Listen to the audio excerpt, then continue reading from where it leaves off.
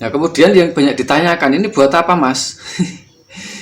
Ini buat ini itu filter air, filter input masuknya. Nah, tapi bagi saya ini kadang malah ribet. Kenapa? Karena semprotan atau aliran dari keran atau dari tandon kalau lewat ini baru masuk ke mesin, ya, baru masuk ke mesin itu kurang cepat, kurang keras, kurang tekanannya itu kurang kenceng gitu loh. Sehingga ini biasanya saya tidak pakai. Ngap ya ribet kok, saya mah bikin ribet. Kenapa? Karena di dalam apa input mesinnya itu sudah ada filternya gitu loh. Ya. Nah, kalau ini itu hanya menyaring. Nah, seperti ini. Fungsinya juga hanya tersaring. Ini tuh gini, maksudnya gini.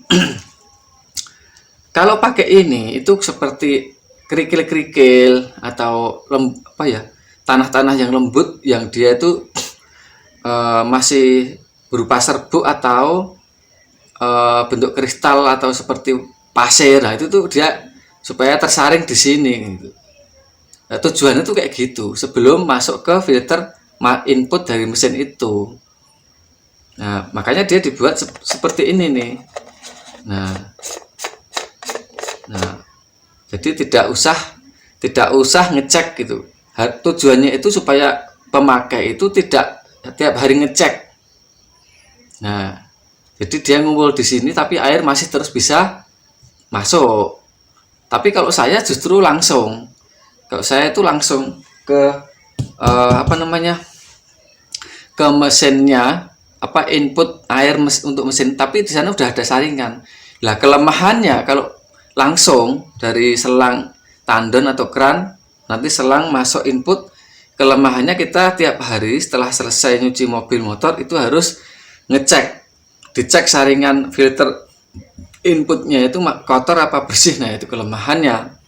Kalau kelebihannya pakai ini, itu kita tidak usah ngecek setiap hari.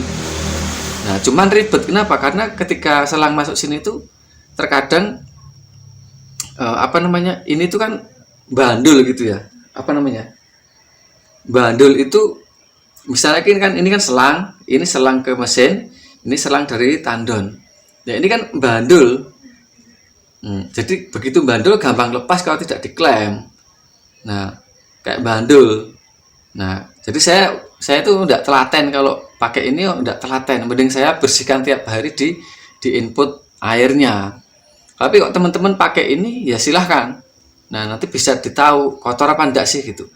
Kemudian selain ini, biasanya yang kotor itu adalah selang dari tandon atau dari keran yang masuk ke input air ke mesinnya.